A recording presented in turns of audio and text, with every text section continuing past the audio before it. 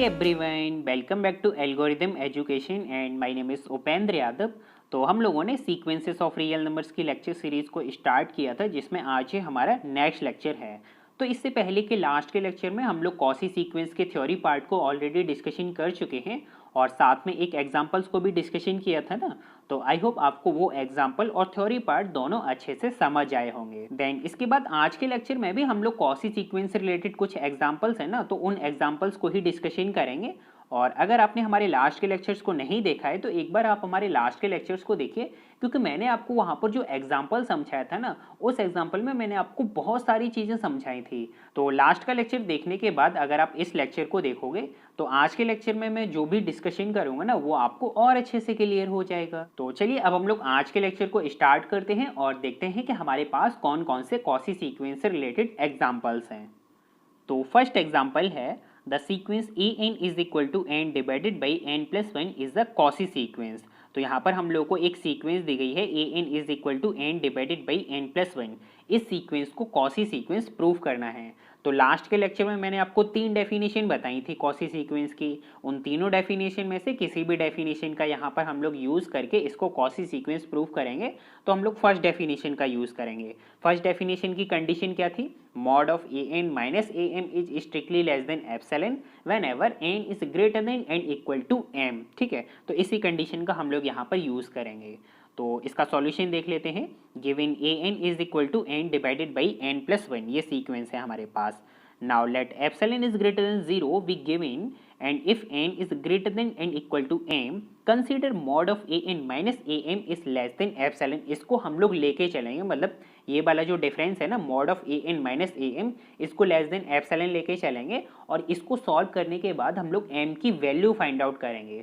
तो उस m की वैल्यू से ग्रेटर देन जितने भी पॉजिटिव इंटीजर होंगे ना, वो सभी पॉजिटिव इंटीजर इस कंडीशन को सेटिस्फाई करेंगे, that is mod of an minus am is less than epsilon। तो पहले हम लोग इसी को सॉल्व कर लेते हैं, mod of an minus am को। तो an की जगह हम लोगों ने लिख दिया n डिवाइडेड बाई n+1 और am की जगह हम लोगों ने लिख दिया m डिवाइडेड बाई m+1। तो जब आप इसको सॉल्व करोगे तो सॉल्व करने के बाद हमारे पास आ जाएगा mod of n minus m divided by n+1 into m+1। और अगर यहाँ पर देखें तो ये वाली quantity strictly less than 1/m भी होगी और 1/n भी होगी। तो हम लोग 1/n को नहीं लिखेंगे क्योंकि हमें m की वैल्यू फाइंड आउट करनी है ना, तो इस वजह से हम लोग इस वाली क्वांटिटी को स्ट्रिक्टली लेस देन 1/m लिखेंगे।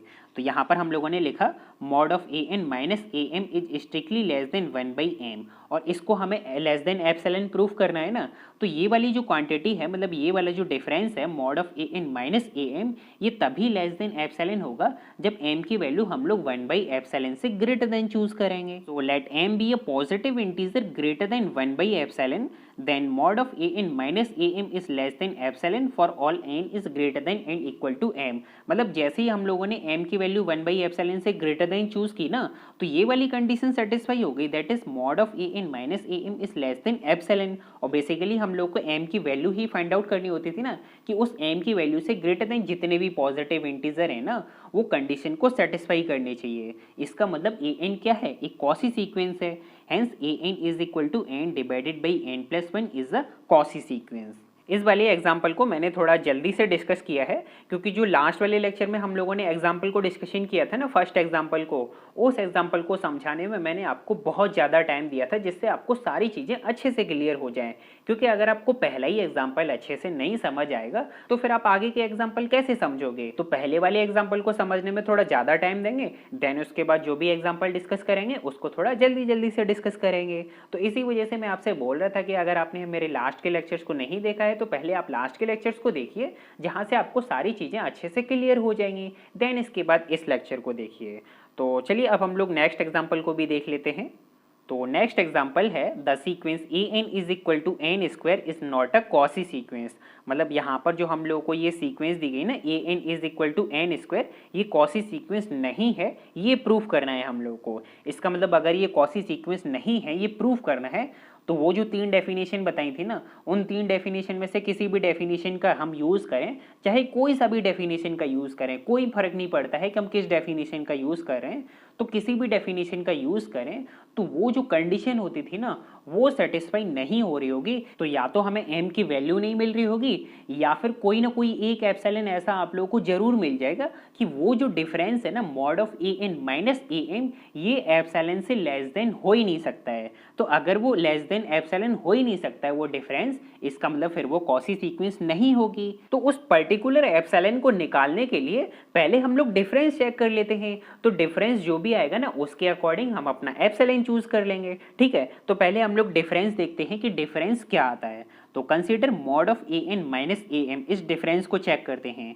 तो ये हो गया n square minus m square, और इसको हम लोग ये भी लिख सकते हैं mod of n minus m into n plus m। और ये वाली जो क्वांटिटी होगी वो स्ट्रिक्टली ग्रेटर देन होगी 2m, और 2m स्ट्रिक्टली ग्रेटर देन होगा 1 से, वट एवर m में बी चूज, मतलब चाहे आप m की वैल्यू कुछ भी चूज कर लीजिए, 2m हमेशा 1 से ग्रेटर देन रहने वाला है, क्योंकि m क्या होता था, m be a positive integer. तो पॉजिटिव इंटीजर की शुरुआत कहाँ से होती है, 1 से होती है ना। तो अगर आप m की वैल्यू 1 चूज कर लोगे तब भी 1 से ग्रेटर देन है, और अगर आप 1 से ग्रेटर देन m की वैल्यू चूज कर लोगे तब भी हमेशा 1 से ग्रेटर देन ही रहने वाली है ये वाली जो क्वांटिटी है 2m।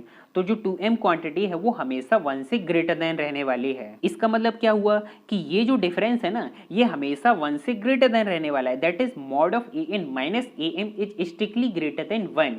ये डिफरेंस कभी भी 1 से छोटा नहीं हो सकता। तो अब हमारे पास डिफरेंस आ गया कि डिफरेंस 1 से स्ट्रिक्टली ग्रेटर देन है। तो अगर मैं यहाँ पर आपको एप्सिलॉन की वैल्यू 1 से स्ट्रिक्टली लेस देन कुछ भी दे दूँ, कंडीशन सेटिस्फाई नहीं होगी ना। कंडीशन क्या होती थी कि mod of an minus am less than epsilon होना चाहिए, लेकिन यहाँ पर तो लेस देन एप्सिलॉन नहीं हो रहा है, कंडीशन ही नहीं सेटिस्फाई हो रही है। तो अगर मैं एप्सिलॉन की वैल्यू 1/2 चूज कर लूँ, इसका मतलब there does not exist no positive integer m such that mod of n square minus m square is less than epsilon for all n is greater than n equal to m। तो यहाँ पर तो मैंने epsilon की value particularly 1/2 choose की है, आप यहाँ पर 1/3 भी चूज कर सकते हैं, 1/4 भी चूज कर सकते हैं, मतलब एप्सिलॉन की वैल्यू 1 से स्ट्रिक्टली लेस देन कुछ भी चूज कर लीजिए, कंडीशन सेटिस्फाई नहीं होगी। और अगर कंडीशन सेटिस्फाई नहीं हो रही है इसका मतलब en is equal to n square is not a Cauchy sequence.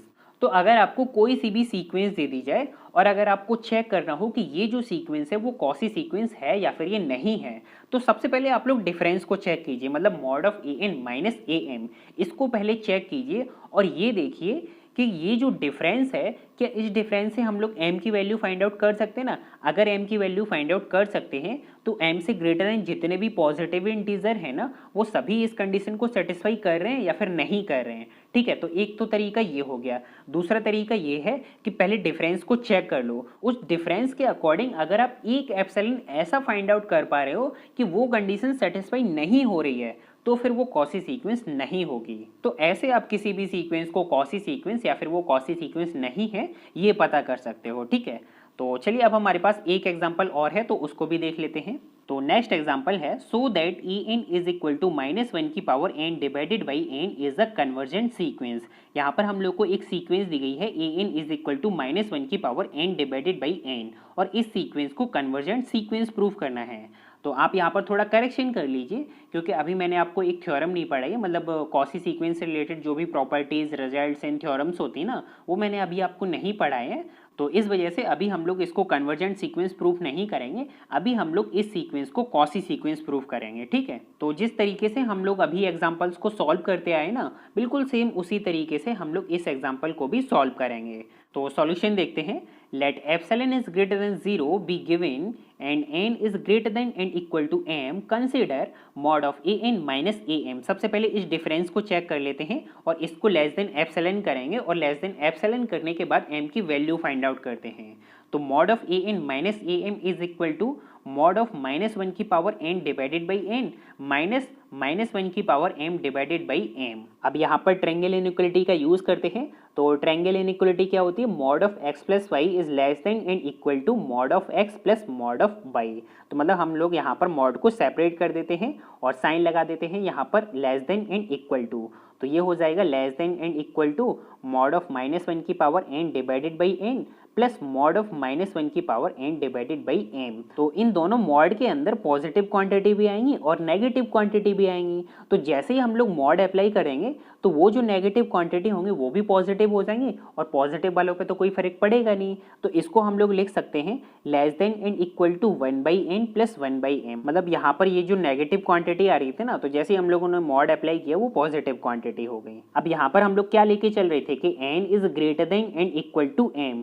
तो अगर हम इसका रेसिप्रोकल करेंगे तो greater than and equal to का साइन चेंज होकर less than and equal to में कन्वर्ट हो जाएगा ना, तो ये हो जाएगा 1/n is less than and equal to 1/m। तो अगर हम यहाँ पर 1/n की जगह अगर हम 1/n को रिप्लेस कर देते हैं तब भी जो ये वाली क्वांटिटी है वो इस वाली क्वांटिटी से लेस देन ही रहेगी ना। तो ये हो गया strictly less than 1/m plus 1/m is equal to 1/2m। तो हमारे पास डिफरेंस क्या आ गया, mod of an minus am is strictly less than 1/2m। मतलब ये जो डिफरेंस है ना वो 1/2m से लेस देन रहने वाला है। तो अगर हम इसको लेस देन एप्सिलॉन कर दें तो लेस देन ये एप्सिलॉन तभी होगा जब m की वैल्यू 2/एप्सिलॉन से ग्रेटर देन होगी। तो जो ये वाला डिफरेंस है ना mod of an minus am ये लेस देन एप्सिलॉन हो जाएगा। ठीक है, so let m be a positive integer greater than 2/एप्सिलॉन, then mod of an minus am is less than epsilon whenever n is greater than and equal to m।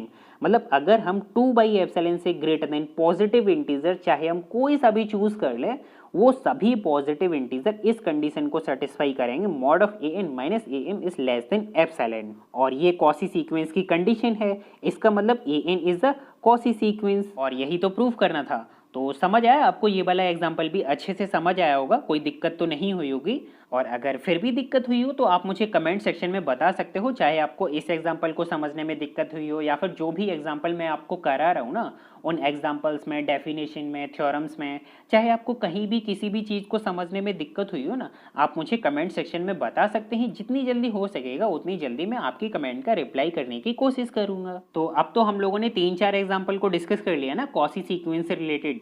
अब आप अपनी book से कुछ एग्जाम्पल को ट्राई कीजिए, जो भी आपकी बुक में एक्सरसाइज हो ना, जो भी आप बुक फॉलो कर रहे हो उस बुक में कॉची सीक्वेंस के टॉपिक को खोलिए और जो भी उसकी एक्सरसाइज हो उस एक्सरसाइज से कुछ क्वेश्चन को ट्राई कीजिए। मतलब अगर आप लोगों को क्वेश्चन करने की प्रैक्टिस होगी ना तो आप लोग एग्जाम में भी इजीली सॉल्व कर लोगे। मतलब आप लोग जल्दी से जल्दी उस क्वेश्चन का आंसर निकाल पाओगे, क्योंकि हमें एग्जाम में जल्दी भी करना होता है और सही आंसर भी निकालना होता है। तो अगर आप प्रैक्टिस कर लोगे ना तो आप जल्दी से जल्दी अटेम्प्ट कर लोगे और सही आंसर निकाल लोगे। क्योंकि अगर आप यहाँ पर करोगे तो आपको यहाँ पर करने से ये पता लग जाएगा कि हम कहाँ गलती कर रहे हैं, कहाँ मिस्टेक हो रही है, तो वो गलती एग्जाम में मत करना, तो आपका ही फायदा होगा ना। तो आप अपनी बुकलेट से, जो भी आपके पास बुकलेट हो ना, उससे आप लोग क्वेश्चन को ट्राई कीजिए। तो अब आज का लेक्चर हम लोग यहीं पर फिनिश करते हैं। देन इसके बाद अब हम लोग नेक्स्ट लेक्चर में कॉची सीक्वेंस से रिलेटेड कुछ प्रॉपर्टीज, रिजल्ट्स एंड थ्योरम्स हैं, तो हम लोग उन थ्योरम्स के स्टेटमेंट को डिस्कशन करेंगे। ठीक है, और अगर आपको आज का लेक्चर पसंद आया हो तो प्लीज़ आप इसे लाइक कीजिए, क्योंकि आपके एक लाइक करने से हमें मोटिवेशन मिलता है कि हम आपके लिए ज़्यादा से ज़्यादा कोर्सेज लेके आएँ और जल्दी जल्दी से कोर्सेज लेके आएँ। तो जो भी आप हमारे लेक्चर्स देख रहे हैं या जो भी आप हमारे लेक्चर्स देख चुके हैं, अगर वो आप लोग को पसंद आ रहे हैं तो प्लीज़ आप लोग उन्हें लाइक कीजिए और साथ में अपने दोस्तों को भी शेयर कीजिए, जिससे आपके साथ साथ आपके दोस्तों का भी बेनिफिट हो जाएगा। और अगर आपकी कोई क्वेरी हो, कोई सजेशन हो, तो आप लोग हमें कमेंट सेक्शन में बता सकते हैं। और अगर आप चाहते हैं कि इसी तरीके के कोर्सेज मैं आपके लिए जल्दी जल्दी से लेके आऊँ और अच्छे तरीके से लेके आऊँ, तो आप लोग हमारे इस चैनल को सब्सक्राइब करना बिल्कुल ना भूलें और साथ में बेल नोटिफिकेशन को भी ऑन करें, जिससे मेरी आगे आने वाली वीडियोस की लेटेस्ट नोटिफिकेशन भी आप लोग को मिल जाएगी। तो आप लोग उन वीडियोस को भी जल्दी से जल्दी देख सकते हैं। तो इस वजह से आप लोग हमारे इस चैनल को सब्सक्राइब करना बिल्कुल ना भूलें और साथ में बेल नोटिफिकेशन को भी ऑन करें। तो मिलते हैं अब हम लोग नेक्स्ट लेक्चर में। Take care, bye bye.